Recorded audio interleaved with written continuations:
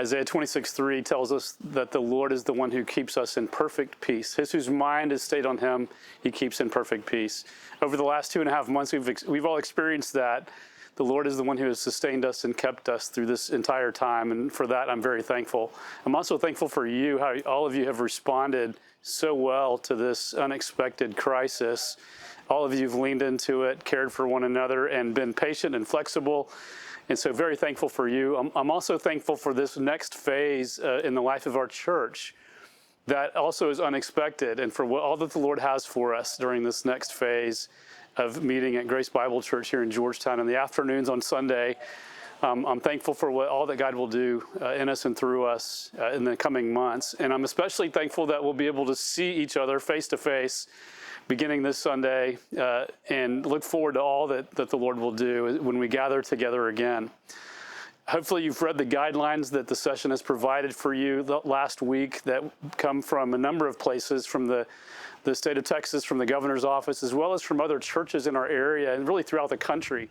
We've tried to adopt best practices from other churches so that when we come back together again, we will be as safe as possible, but we'll also be worshiping genuinely together. And so hopefully we'll be able to do that, although granted, it's going to be a little different, being socially distanced and wearing masks, and it's definitely going to be different. And yet, we trust that the Lord is going to work in our midst to continue to build his church here in Georgetown. So I have 3 requests for us as we look to this next phase. Number 1 is that we would continue to be safe, as we have been for the last 2.5 months, and really make safety a priority, to follow the guidelines to the best of your ability, and to assess yourself on Sunday morning. And how do I feel? Do I feel okay? Do I feel like I can do this? Do I feel good about this?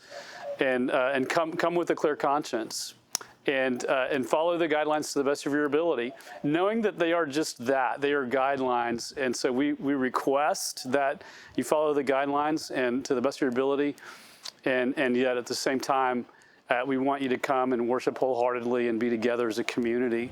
And so that's number 1, be safe. Number 2 is to be loving and to extend grace to those who are around us. And there are going to be some challenges where we're going to have to be flexible and extend grace to one another and love one another through all of this, and communicate well.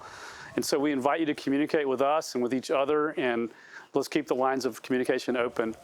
And then number 3, pray, which is something we should all be doing, and that is praying that the Lord would work in unique and wonderful ways in this time, not only in our community to continue to build our church, to build the fabric of our church, and to establish the DNA of our church through this time, that we would be a church that loves one another and loves our neighbor, that we would be a church that has an outward face to our community and is looking for opportunities to serve those around us and to make disciples of those who would come and respond to the gospel. And so let's pray for that the Lord would be bearing fruit in our midst through this time.